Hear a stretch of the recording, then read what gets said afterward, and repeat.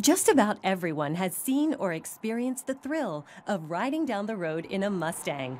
It's been 50 years since the Ford vehicle was introduced, and now the company wants to challenge everyone to add some adventure to their lives. So what we decided to do is partner up with cultural institutions across this country, well-known ones, and they will tell us what's new and what's next and what's hot in pop culture, and then we can go experience them.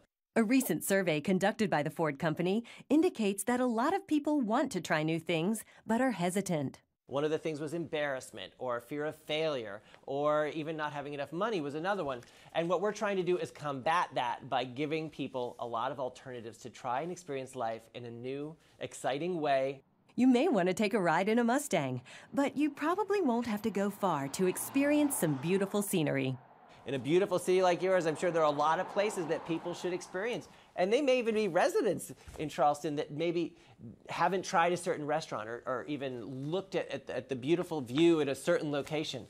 For more information, you can go to Ford.com. This is Sandra Long reporting.